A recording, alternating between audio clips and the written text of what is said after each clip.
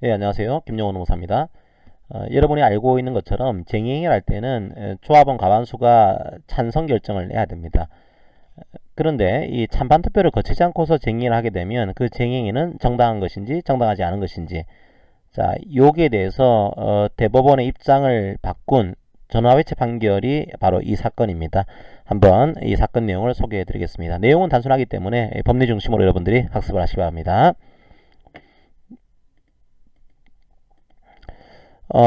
이제 노동조합이 있었고, 노동조합이 회사를 상대로 해서 파업을 실시를 했어요.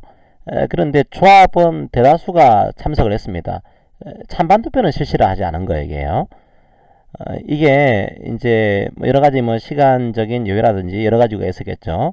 조합 입장에서는 찬반 투표 왜 안 한 거냐? 결과적으로 내부적인 민주성을 보여주기 위한 거니까 우리가 파업을 해봤더니 대다수가 참여했다. 이거 민주성이 확보된 거니까 설사 찬반 투표를 하지 않았다고 하더라도 이 쟁의 정당성에는 문제가 없다. 뭐 이걸 주장한 겁니다. 그런데 검사 측에서는 아니다. 이 찬반 투표를 하지 않은 쟁행위는 정당성을 상실하는 거다. 불법 파업을 한 거니까 여기에 대해서는 위력에 대한 업무방해죄로 기소를 한 케이스입니다. 어떻게 봐야 될까요? 쟁행에 대한 찬반 투표를 거치지 않은 그런 쟁행위. 조합 입장은 아니 대다수가 참여하고 있지 않냐. 그러니까 민주적 의사결정이 사실상 확보가 되어 있는 거다.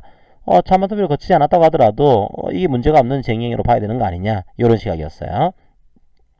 그런데 이 판례를 기점으로 해서 판례가 자기 입장을 바꾸게 됩니다. 이 과거의 판례는 찬반 투표를 거치지 않았다고 하더라도 조합원 전체가 참여했다. 조합원의 대다수가 참여하고 있는 쟁행인 거다. 이때는 이거는 정당성을 확보한 쟁행으로 봐야 되는 거 아니냐. 이게 판례 입장이었어요. 근데 지금은 판례 입장이 변경이 되어 있습니다. 어떻게 보는가 하면 찬반 투표를 왜 하는 거냐 이 문제인 거죠. 법원의 입장은 찬반 투표를 하는 이유는 조합의 자주적이고 민주적 운영을 도모하기 위한 이런 목적을 가지고 있다.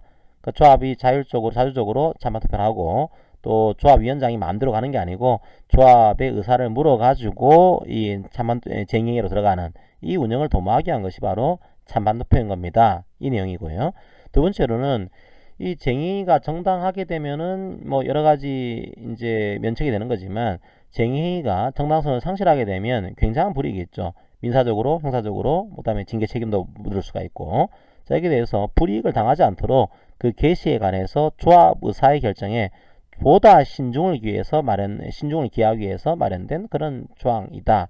이 두 가지를 제시하면서 그 정도로 중요한 그런 절차 조항이기 때문에 이 절차를 위반한 쟁의 행위는 이 절차를 따를 수가 없는 객관적인 사정이 있었다. 이런 경우가 아니라고 한다면 정당성을 상실합니다. 이게 판례 입장으로 지금 변화가 된 겁니다.